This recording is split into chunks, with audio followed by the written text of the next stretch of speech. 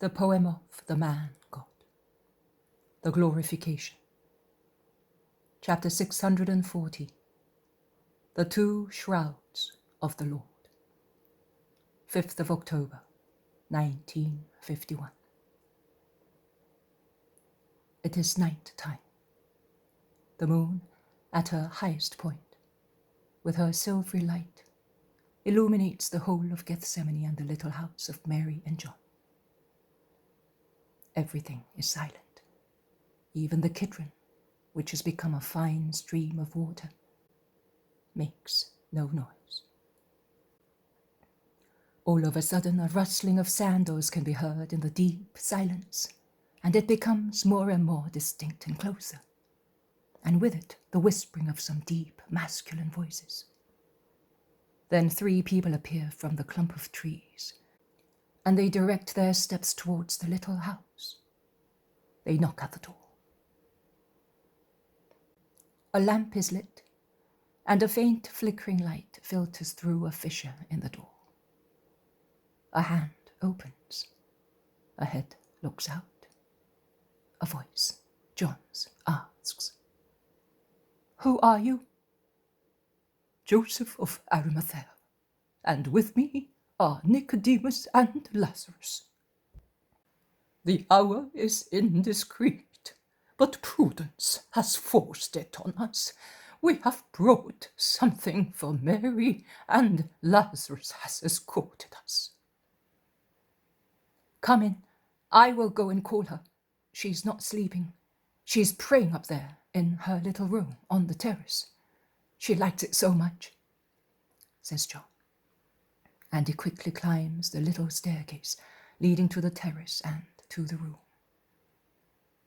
The 3 who have remained in the kitchen speak to one another in low voices, in the faint light of the lamp, gathered near the table, still enveloped in their mantles, with the exception of their heads, which they have uncovered.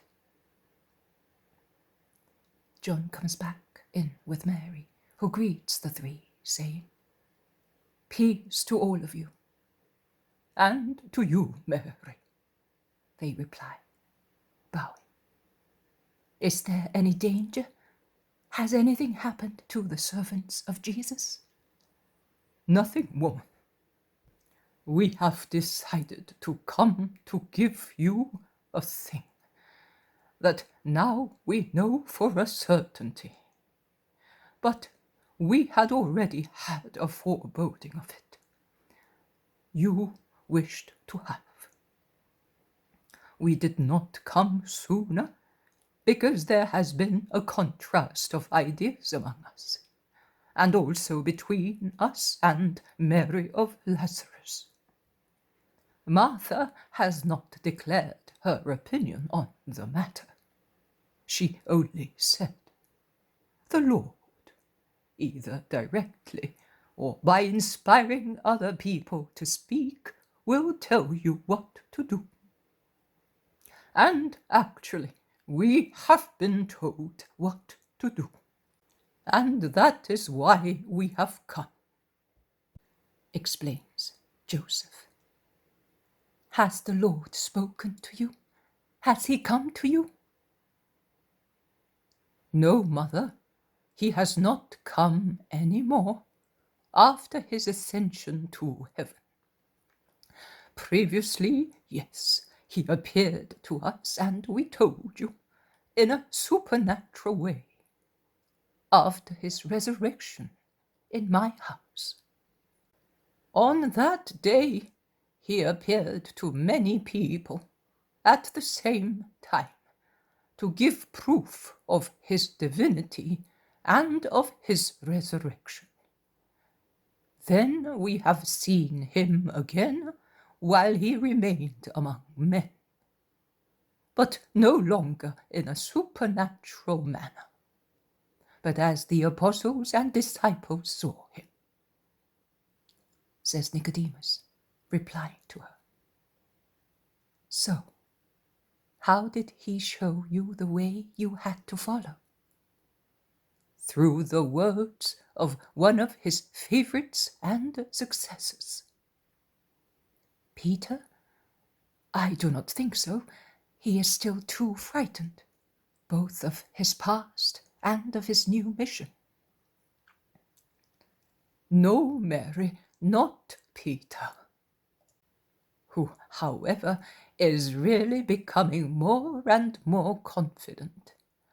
And now that he knows for which purpose Lazarus has used the house of the supper room, has decided to begin regular agapes and to celebrate the mysteries regularly on the day after each Sabbath, because he says that that is now the day of the Lord, as on that day he rose from the dead and appeared to many people to confirm them in their faith in his eternal nature of God.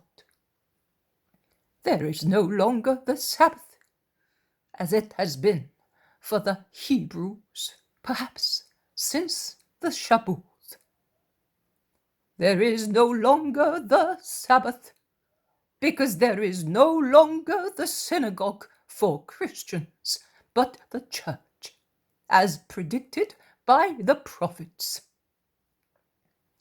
But there is still, and there will always be, the day of the Lord, in memory of the man God, of the Master, Founder, Eternal Pontiff, after being the Redeemer of the Christian Church. So, from the day after the next Sabbath, there will be the agapes among Christians, and there will be many of them in the house of the supper room,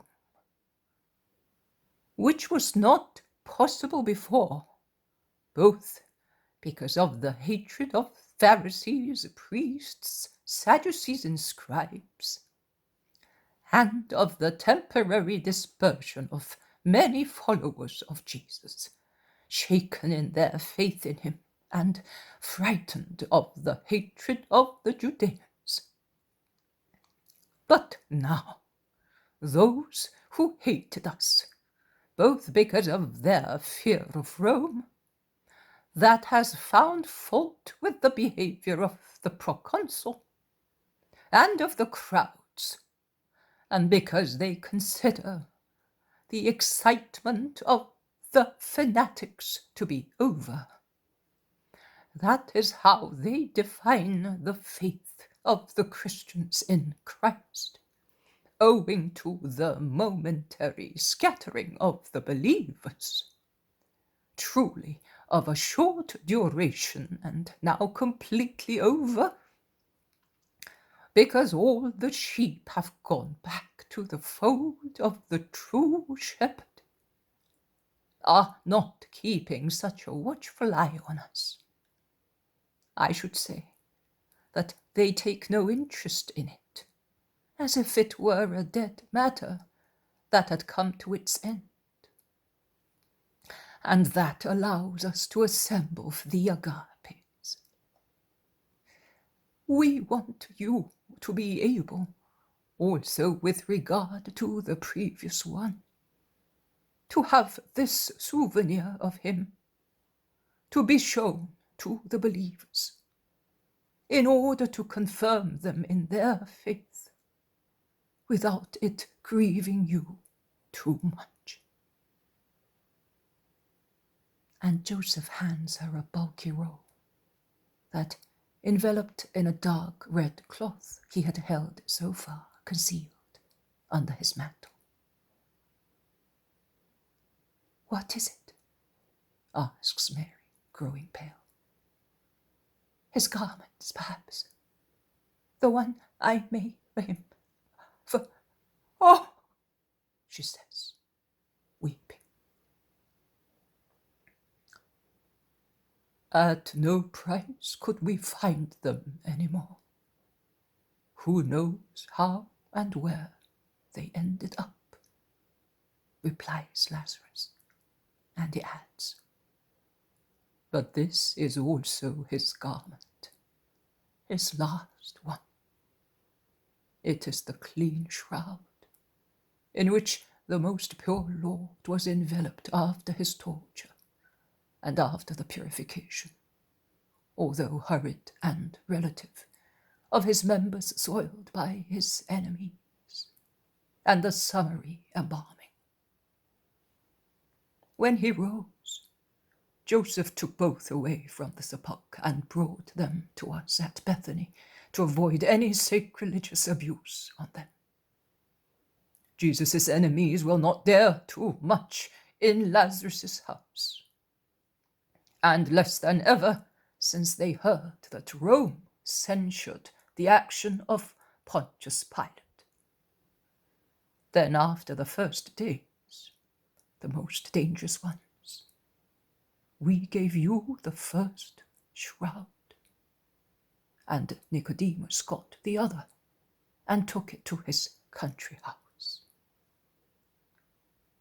Really, Lazarus, they belonged to Joseph, remarks Mary. That is true, woman. But Nicodemus's house is out of town, so it does not strike the eye so much, and it is safer for other reasons. Joseph replies to her. Yes, particularly since Gamaliel, with his son, pays frequent visits to it, adds Nicodemus. Gamaliel, exclaims Mary, much surprised. Lazarus cannot help smiling sarcastically while he replies to her. Yes, the sign, the famous sign that he was waiting for, to believe that Jesus was the Messiah, has shaken him. No one can deny that the sign was such as to crush even the hardest heads and hearts and make them surrender. And Gamaliel was shaken, crushed, and demolished by the most powerful sign, more than the houses that collapsed on Preparation Day, while the world seemed to perish with the great victim. Remorse has torn him, more than the veil of the temple was torn.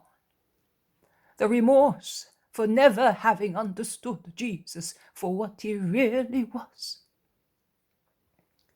The closed sepulchre of his spirit of an old, pig-headed Jew has opened, like the tombs that let the bodies of the just appear, and he is now anxiously seeking truth, light, forgiveness, life, the new life, the one that only through Jesus and in Jesus can be obtained.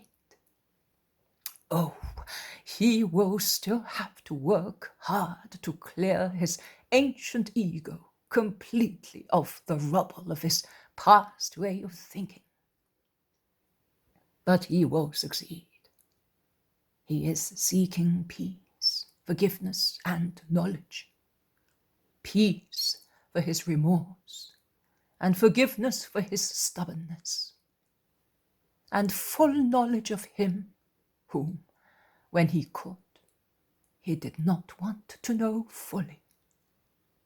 And he goes to Nicodemus to reach the aim that he is now determined to reach. Are you sure that he will not betray you, Nicodemus? Asks Mary. No, he will not betray me. After all, he is a just man. Remember that he dared to impose himself on the Sanhedrin during the infamous trial, and that he openly showed his disdain and disgust towards the unjust judges by going away, and by ordering his son to go away, in order not to be an accomplice, not even by a passive presence, in that supreme crime. That with regard to Gamaliel. Then with regard to the shrouds, since I am no longer a Hebrew and consequently no longer subject to the prohibition of Deuteronomy concerning carved images and castings, I was thinking of making a statue of Jesus crucified as best I can. I will use one of my gigantic cedars of Lebanon, and of concealing one of the shrouds inside it, the first one, if you, Mother, will give it back to us.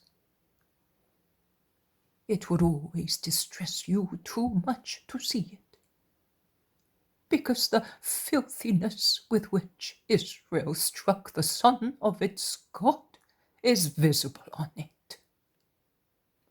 Further, certainly because of the shocks it received when descending from Golgotha, shocks that continuously shifted that tortured head. The image is so confused that it is difficult to distinguish it. But that cloth, although the image is confused and it is dirty, is always dear and sacred to me, because on it there is always some of his blood and perspiration. Hidden in that sculpture, it will always be safe, because no Israelite on the high castes will ever dare to touch a sculpture.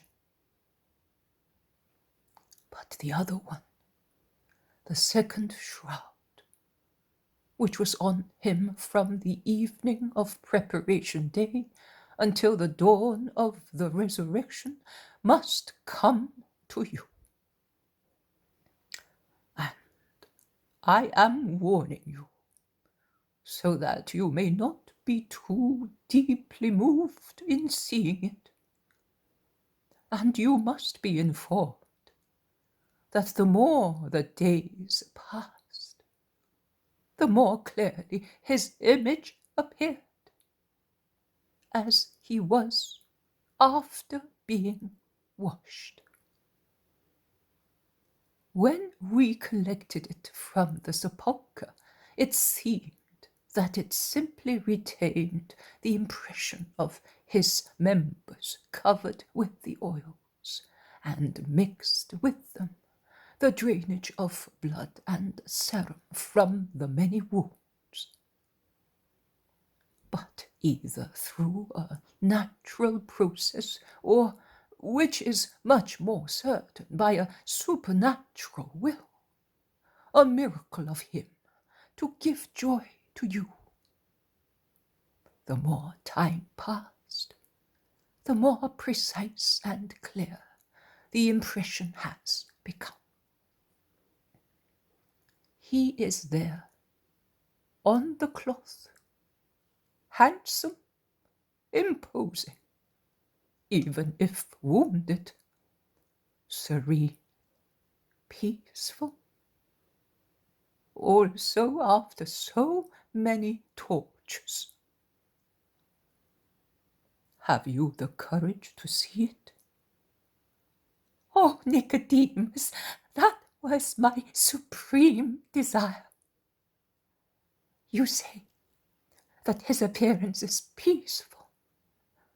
Oh, to be able to see him thus, not with the tortured expression that is on Nike's veil, replies Mary, joining her hands against her heart. Then the four shift the table to have more room. Then, as Lazarus and John stand on one side, Nicodemus and Joseph on the other, they slowly unfold the long cloth. The dorsal side appears first, beginning from the feet. Then after the quasi-junction of the heads, the front side. The lines are very clear, and clear are the signs, all the signs of the scourging, crowning with thorns, rubbing of the cross, bruises caused by blows received or by falls, and the wounds of the nails and of the lance. Mary falls on her knees. She kisses the cloth. She caresses those impressions. She kisses the wounds. She is distressed, but visibly happy to be able to have that supernatural, miraculous image of him. When she finishes venerating it, she turns and says to John, who cannot be near her, compelled as he is to hold one corner of the cloth, "It was you who told them, John. You alone could tell them, because you alone were aware of this desire of mine." "Yes, Mother, it was I. And I did not even have time to inform them of your desire, then they agreed to it. But they have had to wait for a suitable moment to do so." "That is a very clear night, in order to be able to come without torches or lamps, and a period of time without the festivities that assemble crowds and notables here in Jerusalem and nearby places, and that out of prudence," explains Nicodemus. "And I have come with them for greater safety. As the owner of Gethsemane, I was able to come and see this place without shocking the eyes of anyone. Commissioned to watch everything and everybody," says Lazarus, concluding. "May God bless you all. But you have spent the money for the shrouds, and that is not fair." "It is fair, Mother. I, from the Christ your Son, have received a gift that no money can buy. Life given back to me after 4 days in a sepulchre. And before that, the conversion of my sister Mary. Joseph and Nicodemus have had from Jesus the light, the truth, the life that does not die. And you, with your sorrow of a mother and your love of the most holy mother for all men, have purchased for God not a cloth, but the whole Christian world that will always be greater and greater. There is no money that can compensate you for what you have given. So take this, at least. It is yours, and it is just that it should be so. Also, Mary, my sister, thinks so. That has always been her opinion, since the moment that he rose, and even more since he left you to ascend to his Father." Lazarus replies to her, "Then let it be so.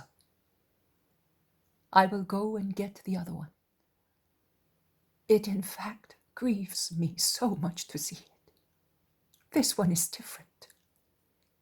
This one gives peace, because here he is serene, in peace by now.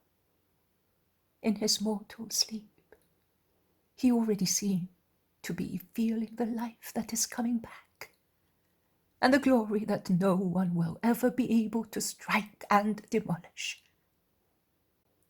I now wish nothing else apart from being reunited to him. But that will happen when, and as God has predisposed, I am going. And may God give you 100 times as much joy as you have given me. She takes the shroud reverently after the four have folded it. She goes out of the kitchen and quickly climbs the little staircase. And she soon comes down again and comes in with the first shroud, which she hands to Nicodemus, who says to her, "May God reward you, woman. We are going now, as it is almost dawn, and it is wise to be home before its light spreads and people come out of their houses." The three venerate her before going out, and then with quick steps, going back along the road by which they came, they go towards one of the gates of Gethsemane, the one closest to the Bethany road. Mary and John remain at the door of the little house until they see them disappear. They then go back into the kitchen and close the door, speaking to each other in low voices.